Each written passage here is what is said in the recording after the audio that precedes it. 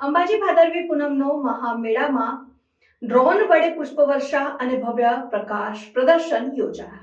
યાત્રાધામ અંબાજી ખાતે ચાલી રહેલા ભાદરવી પૂનમના મહામેળા દરમિયાન શ્રદ્ધા અને આધુનિક તકનીકનો અનોખો સમન્વય જોવા મળ્યો હતો. ભાદરવી પૂનમના પાવન અવસરે આરાસુરી અંબાજી માતા દેવસ્થાન ટ્રસ્ટ દ્વારા મંદિરના શિખર અને પરિસરમાં ઉપસ્થિત લાખો માઈ ભક્તો ઉપર વિમાન યંત્ર ડ્રોન વડે પુષ્પવર્ષા કરવામાં આવી હતી અને આકાશમાંથી વરસતા પુષ્પોએ સમગ્ર વાતાવરણને ભક્તિમય અને દિવ્ય બનાવી હતી. આ વર્ષે મેળામાં તકનીકનો વિશેષ ઉપયોગ કરવામાં આવ્યો છે, જે અંતર્ગત આ પુષ્પવર્ષાનું આયોજન કરાયું હતું અને શ્રી અંબાજી માતા દેવસ્થાન ટ્રસ્ટ દ્વારા આયોજિત આ કાર્યક્રમનો મુખ્ય હેતુ શ્રદ્ધાળુઓ માટે દર્શન અનુભવને વધુ યાદગાર બનાવવાનો હતો અને આ ઉપરાંત મેળા દરમિયાન 400 વિમાન યંત્રો દ્વારા એક ભવ્ય પ્રકાશ પ્રદર્શન પણ યોજાયું હતું, જેમાં આકાશમાં મા અંબાની છબી, ત્રિશૂળને અન્ય ધાર્મિક પ્રતિકૃતિની આકૃતિઓ રચવામાં આવી હતી, જેણે સૌએ મંત્રમુગ્ધ કરી દીધા હતા.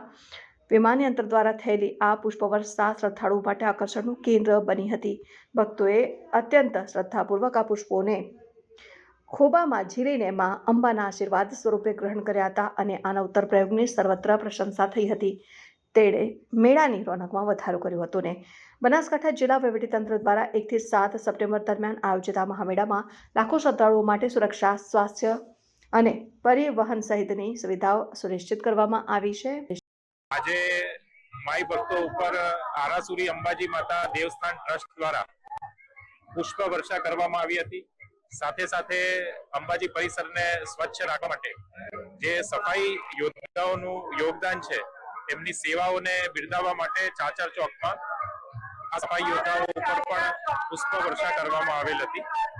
ખાસ બધા ભાઈ ભક્તોને નમ્ર વિનંતી કે આ વર્ષે પૂનમના દિવસે ચંદ્રગ્રહણ હોવાથી મંદિરના દર્શનનો સમય 12:30 સુધીનો રહેશે અને બપોરે 12:30 વાગ્યા સુધી જ ધજા ચડાવી શકાશે. ત્યારબાદ 12:30 વાગ્યાથી સાંજે 5 વાગ્યા સુધી જાળીમાંથી દર્શન થઈ શકશે અને 5 વાગ્યા બાદ ચંદ્રગ્રહણના લીધે મંદિર દર્શન માટે સંપૂર્ણ રીતે બંધ રહેશે.